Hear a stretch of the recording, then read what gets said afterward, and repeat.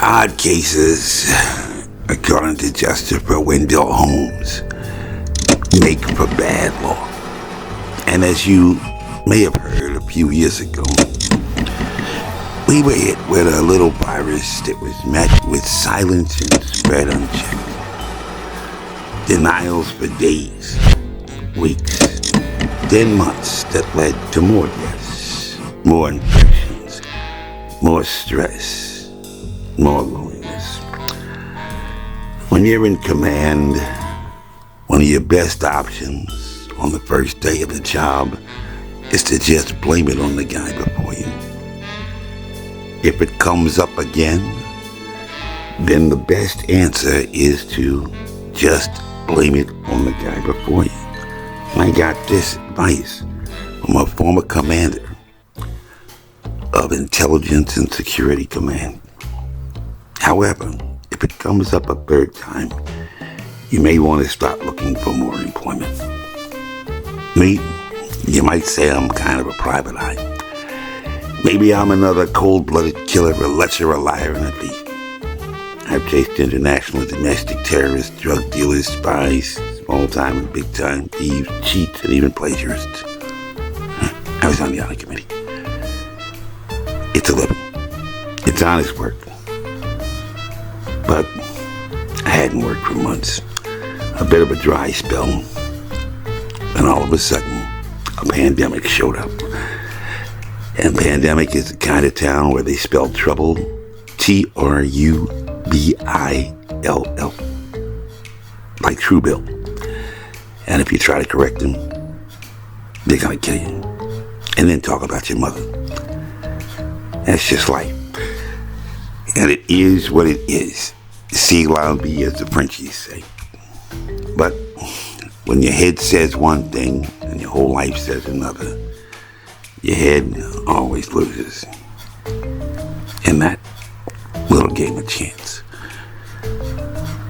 But floating on the periphery of politics, just under the radar, unnoticed even by the watchful eyes of the press, on March 23rd, 2021, the White House received a little email transmitting what even the folks at DOJ would describe as a simple FOIA request, not requiring any extensive coordination with various departments, offices, and agencies.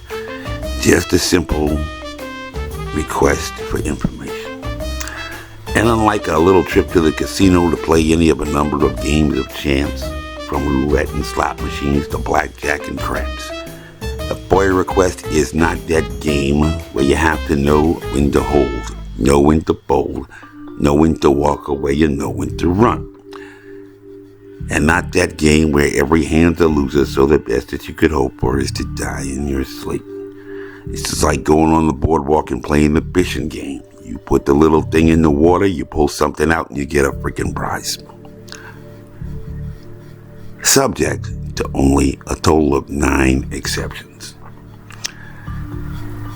If you drop a nickel in the FOIA gumball machine, a prize is going to pop out.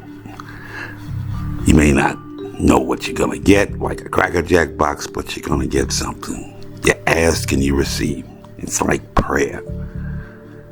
It doesn't get any simpler than that. And if I'm now telling you this story, obviously, let's just say that things didn't quite work out that way.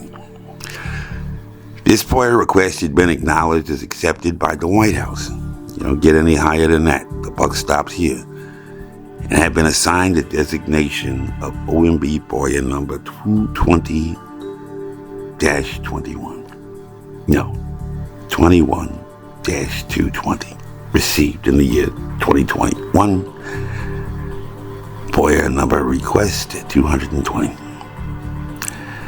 And nobody in the government or even the court disputes that that simple event had occurred just 2 weeks after the announcement by the President of the American Rescue Plan, by which time some 527,000 American fatalities had been accumulated, a number far exceeding the fatalities of both world wars, that little military action in Southeast Asia, and the terror attacks on 9/11.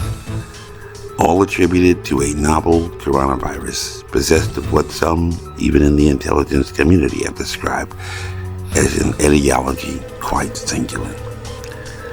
But under the rules of the FOIA, during the Obama administration, the government had decided to become even more open and had adopted a policy by the very first executive order in that administration, calling for the federal executive departments and agencies to administer the FOIA with a clear presumption. In the face of doubt, openness prevails. In the face of doubt, openness prevails. In 2014, 1 year after a gentleman named Xing Yi Ji had reported the very first successful cultivation of a SARS-like coronavirus isolate, SLCOV, in vivo, or cultivated in a live host sample, not in vitro or in a Petri dish. President Obama had directed departments and agencies not to withhold information merely because public officials might be embarrassed by disclosure because of errors. And he instructed agencies to respond to requests promptly and in the spirit of cooperation. And if I'm telling you this story now, let's just say that things didn't quite work out that way in this case. You may have heard somewhere in the news that the U.S. intelligence community, of which I am actually a member in retirement, had coalesced around two likely scenarios, but had not reached a definitive conclusion on this question involving the origins of a novel coronavirus at the end of May 2021. Maybe you read the report, maybe you saw it in the newspapers. But that was exactly 1 month after the White House was supposed to have responded to OMB FOIA number 21-220. Maybe it got lost. They didn't reach out to the requester to notify him of any unusual circumstances, which they are completely authorized to do under the FOIA law, to permit them a little more time to provide a response. And the White House at no place or time has ever even suggested that the information that had been requested had been exempted from disclosure under any of the 9 authorized exceptions. Rather, shall we just say they decided to stonewall it and elected a right to remain silent, which we have to admit may have been just a little out of line, and to be quite frank, maybe even unlawful, if we had to use a word to describe that kind of conduct in court. There was a fella who had done this, and it became a big case all the way up to the Supreme Court. And if you go to a really good law school, you may even try to practice the arguments that they made during moot court, because the president and the White House had decided to assert what they call a presumptive assertion of executive privilege. And according to that case, decided by the Supreme Court in 1973, not even the president can do that.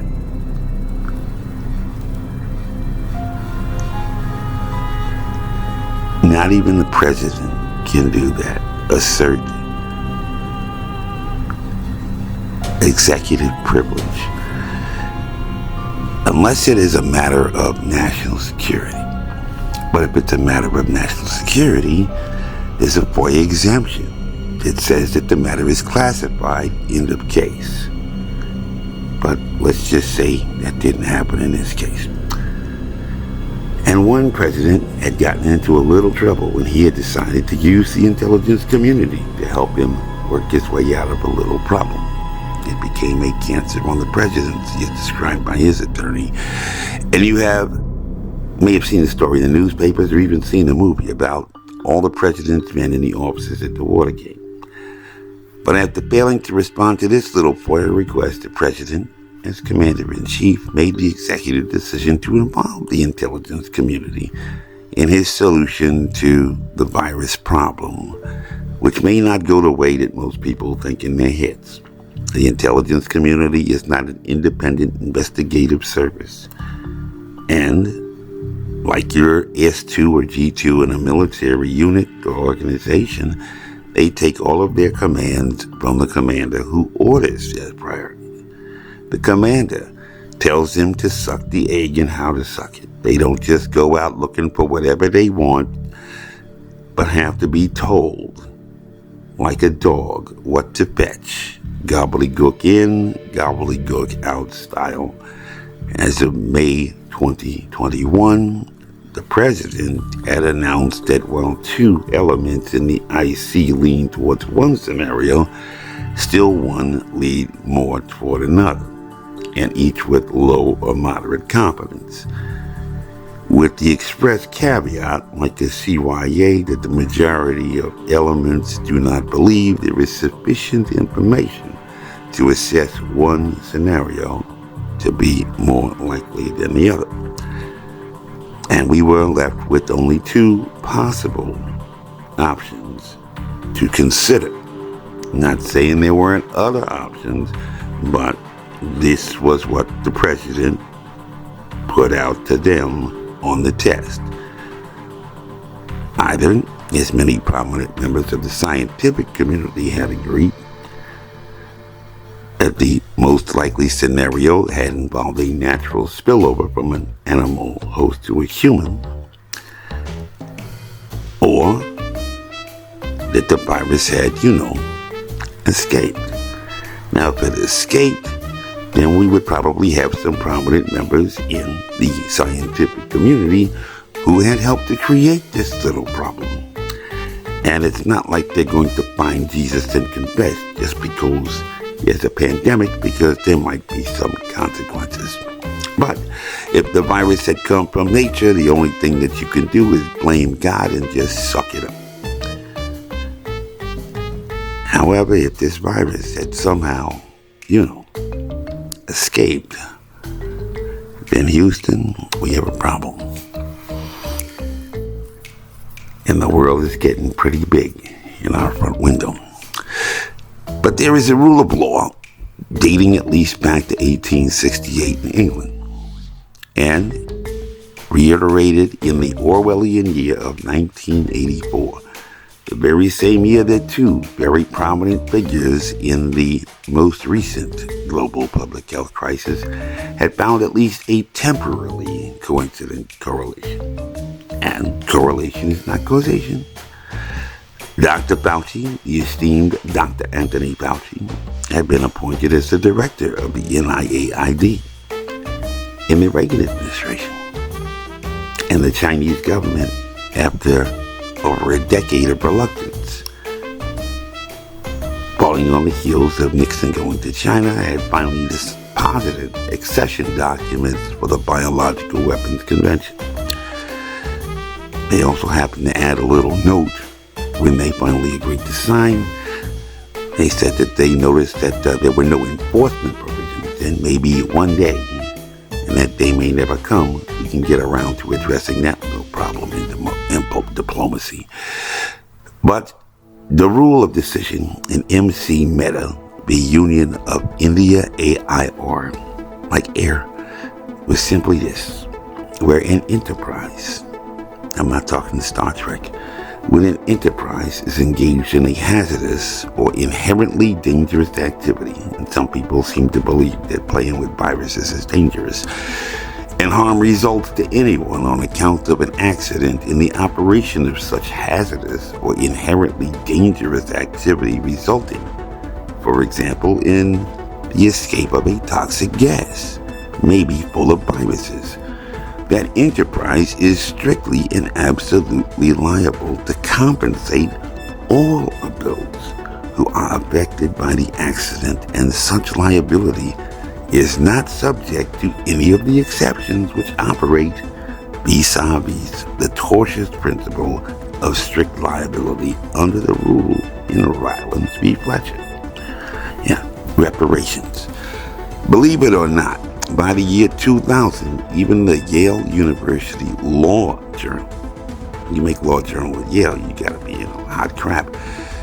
But they had acknowledged that the English rule is now good law and accepted in most American jurisdictions, described as opening the floodgates of strict liability, bursting reservoirs, and the adoption of Fletcher v. Rylands in the Gilded Age. And whether you need to call Aaron Brockovich or Matt Damon and Danny DeVito in the Rainmaker, maybe even call in Bruiser, these days with over 7 million fatalities worldwide attributed to this little virus that may have, escaped.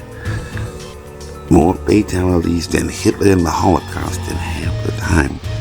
If a person brings or accumulates on his land anything, which, if it should escape, may cause a little damage to his neighbor, he does so at his own peril.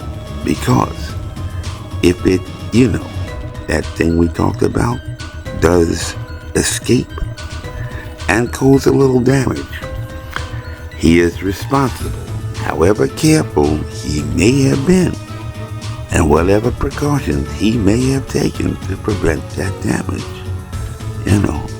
That's the law. Oopsie daisy. Do you really want to be the president to go down in history with the memoir, Honey, I Shrunk the Holocaust? Think about it. But the world may never know where this virus came from. And in case you don't know, quite literally, because it ain't never been in the papers, under Executive Order 12958, 12958, in no case shall information be classified in order to, inter alia, conceal violations of law or inefficiency, or to prevent embarrassment to a person, organization, or agency. And when you assert a presumptive claim of an executive privilege, as has been done in this case, the Supreme Court had said in U.S. v. Nixon that absent a claim of need to protect military, diplomatic, or sensitive national security interests, which should have nothing to do with basic epidemiological metrics assessing risk of a virus, we find it difficult to accept the argument that even the very important interest in confidentiality of presidential communications is significantly diminished by the production of such material for in-camera inspection, and with all the protection that a district court will provide.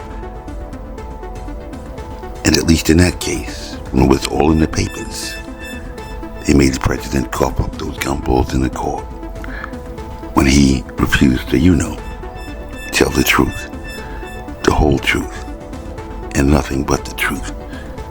So help him God. And for some reason, like I said, this ain't been in none of the papers. Who knows? This message was approved by Major Mike Webb. Honest.